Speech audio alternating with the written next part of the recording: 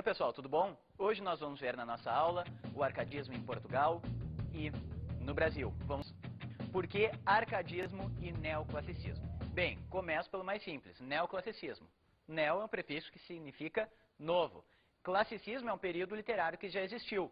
Logo, o arcadismo recupera aquelas características do classicismo, só que em um outro tempo. Logo, é uma renovação desse classicismo. Já arcadismo nos remete a uma região da Grécia, a região do Peloponeso, onde nós temos uma região muito montanhosa, especificamente a região da Arcádia. Nessa região da Arcádia se encontra o Monte Mênelo, onde vive Apolo e suas musas. Apolo também, que é o deus da inspiração poética, né? E nessa região, a Arcádia, também vivem diversos pastores e pastoras.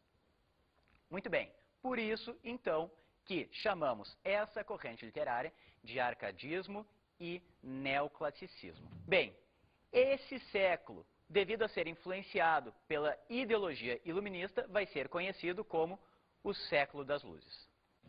Características gerais. A primeira delas é a volta aos clássicos. A boa poesia devia ser aquela que imitasse a poesia clássica e a poesia da antiguidade clássica greco-latina. Por isso que, quando citamos as características do arcadismo, temos diversos termos em latim, inspirados no poeta latino Horácio. O primeiro deles é o inutilia truncat, que significa retirar o inútil, tirar aquilo que não é necessário na poesia. Ou seja, escreve-se uma poesia de forma racional, de forma organizada e que se preze pela simplicidade de estilo. Outro termo utilizado para caracterizar o arcadismo é o fugere urbem. O que significa? Significa fugir da urbe, ou seja, fugir da cidade. Prega-se então uma volta à natureza, a um estilo simples de vida. Desse termo, retiramos duas características a mais. O pastoralismo, os poetas não são mais pessoas que residem na cidade, são pastores, e o bucolismo. Ou seja, toda a ambientação da poesia se dá em bosques, em lugares amenos. Lugares amenos, retiramos então o termo locus amoenos. O pastor está em um lugar agradável, em um lugar afável, onde temos árvores frutíferas, carneirinhos e ovelhinhas, onde temos a sua pastora trabalhando junto com ele, onde da natureza eles retiram tudo para a sua sobrevivência e não precisam de nenhum luxo. É a idealização da vida natural. Outra característica muito marcante no arcadismo é a delegação poética ou fingimento poético. O poeta finge ser um pastor. Então, em suas poesias, não temos o escritor Tomás Antônio Gonzaga, e sim o pastor Dirceu, ou o escritor Cláudio Manuel da Costa, e sim o pastor Glauceste Satúrnio. O poeta, dessa forma, consegue retirar a subjetividade do poema. Alguns autores chamam isso de despersonalização do eu lírico. Por que despersonalização?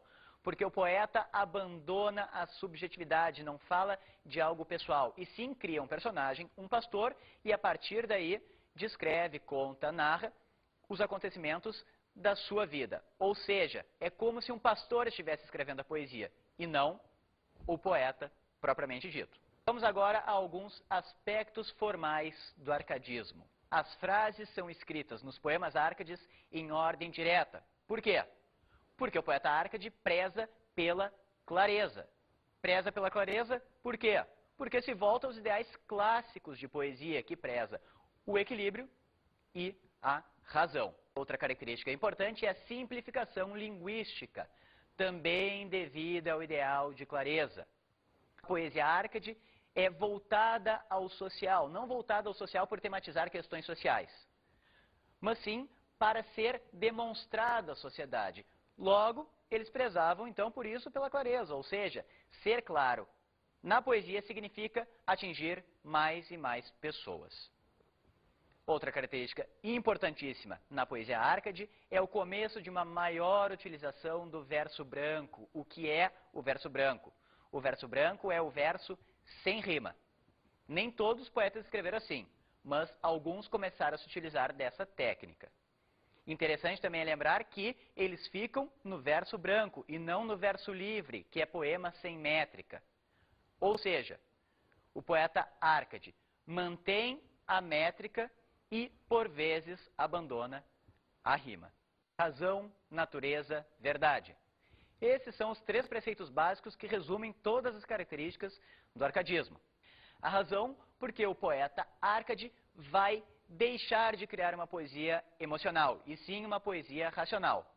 A natureza, porque é o lugar onde existe ainda a pureza humana. E a verdade é atingir o belo artístico. E, importantíssimo, no arcadismo é nos lembrarmos de que a partir desse momento em que se forma um sistema literário. O que é esse sistema literário? É a relação do autor, da obra e do público. É o momento em que o autor vai produzir uma obra, essa obra vai chegar até um público, o público emitirá a sua opinião e o autor novamente produzirá uma obra a partir do gosto do público. Ou seja, o nascimento dessa relação entre autor e público se dá no arcadismo. Terá o seu ponto de autodesenvolvimento no romantismo, com os folhetins. Mas a origem de tudo, desse sistema literário, se dá no Brasil com o arcadismo. Cláudio Manuel da Costa. Cláudio Manuel da Costa é o iniciador do arcadismo no Brasil. Em 1768, ele publica o seu livro Obras, que contém diversos sonetos, e funda a Arcádia Ultramarina, inspirada na Arcádia Lusitana, que eram grupos literários que discutiam literatura e faziam literatura. Cláudio Manuel da Costa é um poeta de transição na literatura brasileira. Transição do barroco para o arcadismo. Não o classificamos como barroco simplesmente pelo fato de que ele consegue conter suas emoções a partir da razão. Mas o definimos como um poeta emocionalmente barroco e racionalmente árcade. Os temas tratados na sua obra são o sofrimento amoroso, e nesse sofrimento amoroso ele relaciona com a brevidade da vida, e devido a essa brevidade é que há o sofrimento amoroso, e aí entra-se na questão do carpe diem, né? Literalmente sorver a vida, aproveitar o momento antes que a velhice chegue. Temos também a reflexão existencial, e nessa reflexão existencial é muito importante o uso de uma imagem constante nesses poemas, que é o símbolo da penha. Penha nada mais é do que a pedra, do que a rocha. E o seu questionamento é o seguinte: como ele, Cláudio Manuel da Costa, que nasceu em Mariana, uma região rochosa, extremamente cheia de pedras, de penhas, pode ter um coração tão terno? E aí se estabelece o contraste. Contraste que é uma característica do barroco, entre ternura e dureza, mas tratado de forma racional, de forma que busca o equilíbrio e a simplicidade estilística. Por isso, poesia árcade. Outro tema da poesia de Cláudio Manuel da Costa é a apologia da vida simples. O poeta pregará a volta à natureza, mas se lembre que as características do arcadismo se situavam, a volta à natureza, falando do bucolismo, a questão de bosques. Em Cláudio Manuel da Costa é diferente. A natureza que ele prega a volta é uma natureza com um aspecto semelhante à da sua cidade natal, Mariana. Por isso classificamos Cláudio Manuel da Costa como poeta telúrico. Telúrico significa da terra. Por quê? Porque a sua ambientação em relação à natureza é nacional.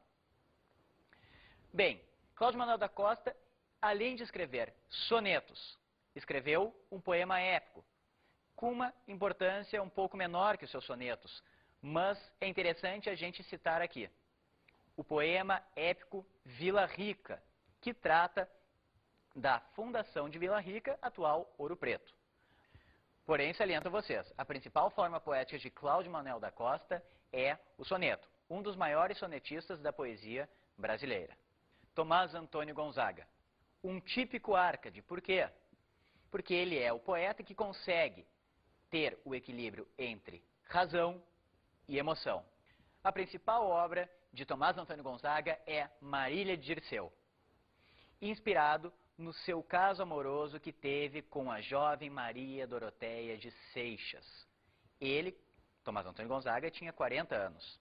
Ela, 17 anos. Semelhante ao caso que o nosso câmera 2, o BA, tem, né, com a sua namorada de 18 anos. O BA tem 52 anos. Bem, vamos agora a outra obra de Tomás Antônio Gonzaga, que são as Cartas Chilenas. As Cartas Chilenas são uma obra de crítica ao governador Luiz da Cunha Menezes, que era governador de Minas Gerais na época. Tomás Antônio Gonzaga se utilizará de pseudônimos nessa poesia.